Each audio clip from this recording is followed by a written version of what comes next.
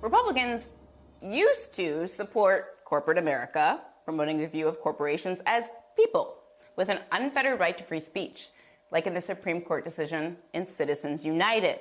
But now, Florida Governor Ron DeSantis is punishing Disney, a corporation that has helped make Florida into an economic powerhouse.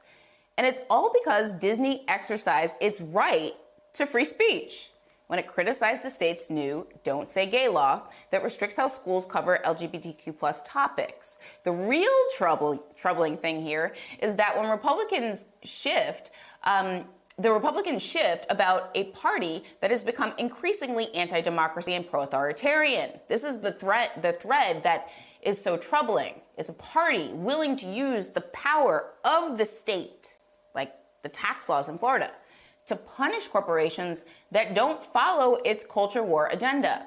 As Charlie Sykes writes in The Bulwark, this is not just anti-business or populist, it is a move toward, quote, political thuggery.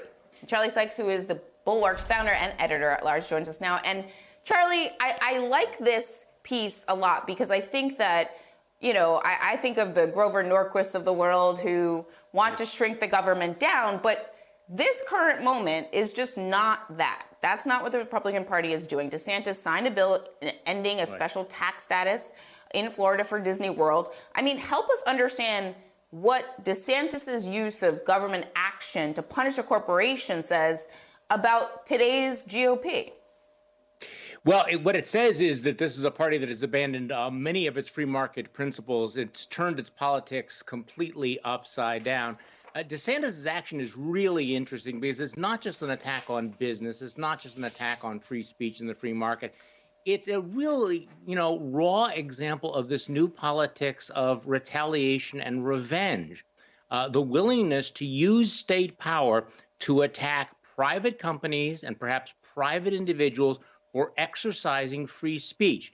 The only reason they're going after Disney is because Disney criticized his political move on gay rights and teaching in schools. The legislation has nothing to do with public policy. It has no relationship to the issue. It's just basically Republicans and Ron DeSantis saying, this is what you get for dissenting from what we are doing here. And it's being embraced by a lot of conservatives who think that this is a good way to threaten private individuals and private companies who might take political stands they disagree with, or cultural stands, or embrace various policies of diversity that they call wokeness. And it's really quite an interesting development. Interesting, by the way, is a weak word, because I don't think it's populist. I think it's authoritarian, and I think it's intended to be seen as authoritarian.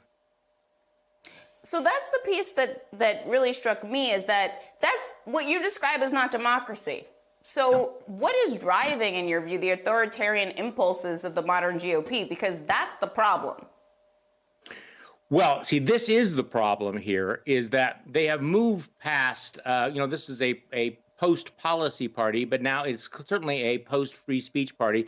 There's an element in the Republican Party that not only is addicted to the culture wars, they want to win the culture war. And I guess they've marinated long enough in the belief that this is such a serious fight that their opponents are evil. They hate America. They hate God. And therefore, any tactic, including the use of government coercion against them, is justified in order to win that war. It's very asymmetrical right now. And people need to understand the fact that this is not confined to Florida. This will spread, and the tactics will escalate.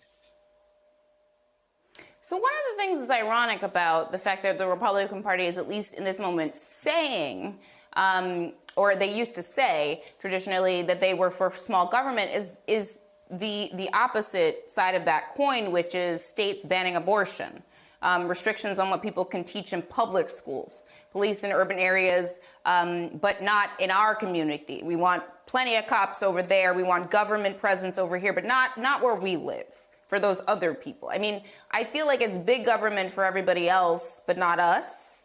Is that more of what's happening here in how they're approaching these issues?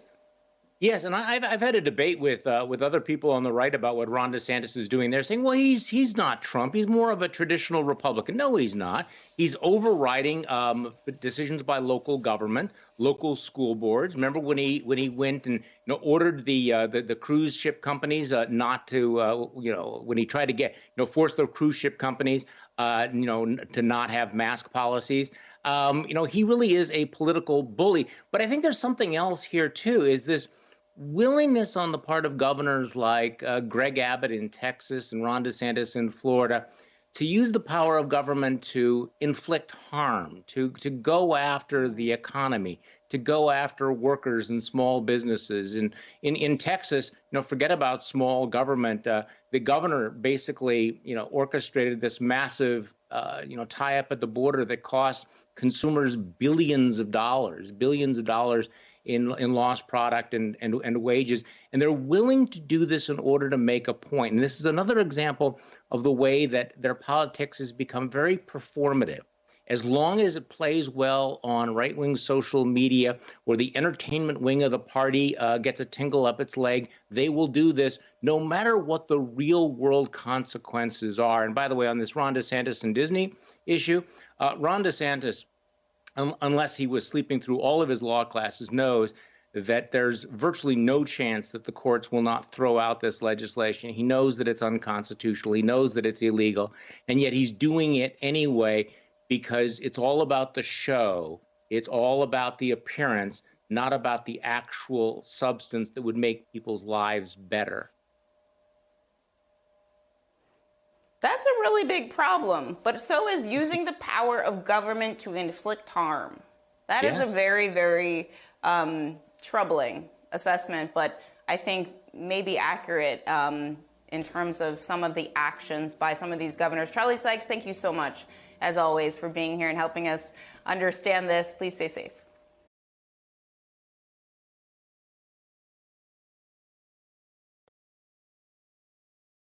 Hi, I'm Zerlina Maxwell. Thanks for checking out our channel on YouTube. You can see more from Zerlina by clicking any of the videos on this screen, and make sure you subscribe below to stay up to date on the day's biggest stories. Thanks for watching.